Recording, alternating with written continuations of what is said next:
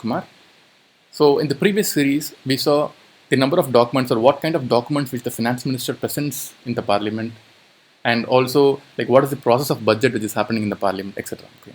So in that, I use certain financial terms like, say, for example, appropriation bill, finance bill, etc. So few of the followers have requested to brief much more in detail of those financial terms so that it will be easy for them to understand. So what I felt is we can explain that in terms of the current news which we see in the day-to-day newspapers, so that it will be much more easier for them to grasp the financial terms. Okay. So now let's go one by one. So the first one which I used is the term appropriation bill. So let's look at an article on that.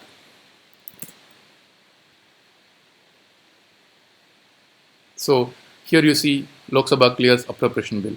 And one more thing I want to make clear is these are all the news from the previous year's budget document. So the same term will be applying maybe in the current budget also. Okay. So Lok Sabha clears appropriation bill, and you see, right? So Lok Sabha on Wednesday passed appropriation bill to withdraw 98.18 lakh from Consolidated Fund of India. So as we have mentioned in the previous series, so what's the Consolidated Fund of India? So that fund has all the money that the government collects. It can be from taxes, it can be from PSU profit, etc. And from there only, the money is getting dispersed to every department. Okay. So for doing that, they need to pass an act, and they need to pass a bill, and that bill is known as appropriation bill. So this is what they say. Okay. So a quick question here. What is the article in our Indian Constitution for Consolidated Fund of India? Yes, it's Article 266. Okay. So this is what we saw in about the appropriation bill. Okay, we'll go to the next one. So next we call this finance bill. Anyone remember what is finance bill? So as I mentioned, finance bill is nothing but, okay, again a quick question. What is the article of finance bill in our Indian Constitution? It is Article 110. So that article says if the government has to impose, alterate, or modify any tax, it has to be made accordingly to the article. Okay. So same way, in case if the government was to increase that income tax or lower the tax, etc., all kind of those taxing information, everything will be in finance bill. Okay. So here, for example, the cess. See, this is the one. Nirmala Sitharaman, our finance minister, asserted that budget proposals are aiming to improve the ease of the living of the citizen and withdrawing the cess on petrol, diesel, etc., and those which contains tax proposals for the current fiscal. So this bill contains entire taxing details. Okay, so this has to be passed again by the parliament. So this is known as finance bill. Okay, so again next we'll see what is vote on account. Again, I'll explain with an example. Okay, so before going to the example, okay. Say, for example, we all know our financial year ends at when? February or March? March 31st. Okay. So normally, see, this time they are going to release the budget in February 1. Okay. See, as I told, what happens when the finance minister gives the budget speech, and then they give us a small amount of time, and then they reassemble again, and again they have a general discussion, and they discuss about all the demand for grants, okay, whether it can be given or not. Okay, that discussion will not happen peacefully. You all know, you have seen in TVs. So a lot of discussion, debates, etc. Some people will walk out of the parliament, and so it might get delayed beyond March 31st. Okay, so what will happen if it delayed beyond March 31st? The department will not be having fund. Okay, so the fund has to be released to the department so that they can at least start their process. So some amount of money they will be sharing with the the departments, say around 1/6 of the amount, or whatever required for the one or 2 months for the departments to run. So once the budget is completely passed, the remaining amount will be given. So it's kind of an interim amount. Okay, that is called as vote on account. Okay, so even this term you will be hearing in your newspaper. So whenever you read this, hopefully you will understand the concept of vote on account. Okay, next we'll move on to the charged and voted expenditure system. Okay, what is a charged and voted expenditure? See, as I told you, the general discussion, they vote on all the expenditure, whether this has to be given or this has to be reduced, etc., etc. Okay, so but certain expenditure goes without voted. That is known as charged. So what all expenditure goes without voted? For example, maybe I can give in detail in the other series, but at a high level, charged, for example, president's salary, Supreme Court, High Court judges' salary, CAG salary, those kind of things and all comes under the charged expenditure. That will not be put into vote.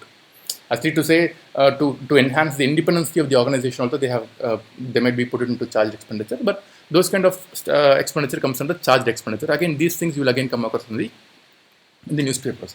Then comes the demand for grants. Okay, So what is the demand for grant again? So every department will demand for a particular grant, and that will be debated in Parliament. See, as you mentioned it, voter charge expenditure, revenue capital expenditure. Okay, so in the previous series I've mentioned, what is the revenue and capital expenditure? Say, for example, revenue is the one. For example, you pay the salary of the government employees. That is a revenue expenditure because you're not getting anything out of it. But okay, we cannot say in that way because I'm just classifying it. Revenue in the sense you are paying salaries, etc. But whereas capital, you invest in some infrastructure. You build a school, you build a factory. So those kind of expenditure comes under capital. Okay, so these are the one which they demand in the Parliament, and this will be voted in the Parliament. Okay, so this is what is known as demand for grants. Okay, so next we come into the terms fiscal deficit, revenue deficit, primary deficit. Okay, so okay, again this will go through along with the news article, so that will be much more easier to understand, make you understand. So see, hope everyone knows that fiscal deficit. Okay, what is a deficit? First of all, deficit is, for example, if I'm getting some amount of money as a salary, and if my expenditure is more than my salary, it's called a deficit. Okay, so but I can manage that by borrowing some loans. Okay, so calculating my family status. So what kind of deficit is my family running? So those kind of categories been put into three categories. Okay, first one, let's say how the government is getting money. They are getting via tax revenues. Non-tax revenues, because non-tax is something but getting PSUs. Okay, in case if the fund is not essential or necessary, they borrow. It can be from BA, it can be from outside governments, it can be from World Bank or IMF. They borrow some amount of money. Okay, so somehow manage the expenses. But do you think that's a real way how to estimate whether the government has done government's fiscal portion?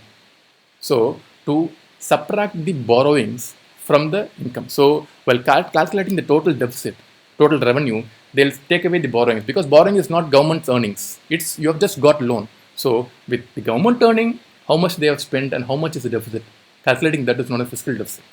Okay. Next comes the revenue deficit.